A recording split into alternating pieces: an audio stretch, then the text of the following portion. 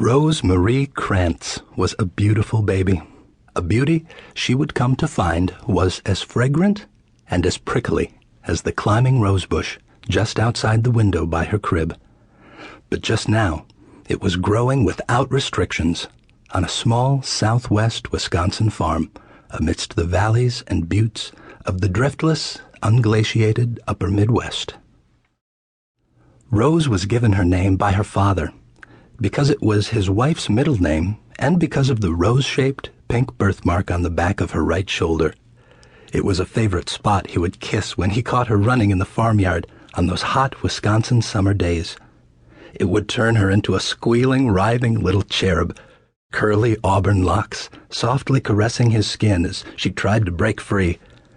It's hard to tell if that was why she was her father's favorite, but being a favorite child in a large family didn't mean much, especially after the Depression hit. Rose was turning 8 that year, and her 6th and 7th siblings had just joined the family. By then, the specialness of children had worn a bit thin, not to mention the money, clothes, and free time. Michael was the oldest in the family. He was the quiet, studious type who did his chores without question, but yearned for the hours he could spend behind a book.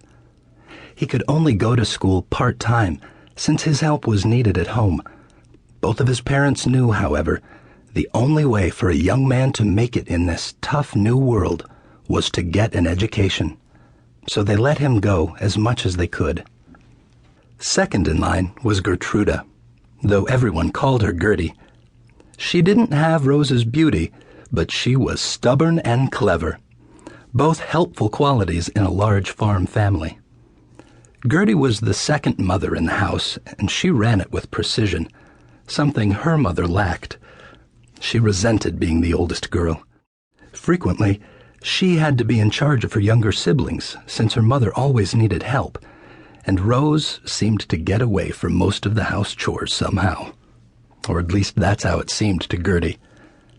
Gertie had gone to school through the 9th grade, but once the twins came along, she was needed at home.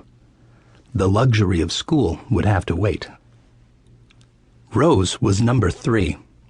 She was a rosy-cheeked child with a twinkle in her eyes and a skip in her step, which gave away a spirit that couldn't be suppressed. She wanted to do and learn about everything she came in contact with. After she started walking, she would follow her father around the farm and ask him why so many times he would call out for his wife to take the small urchin before he started to yell.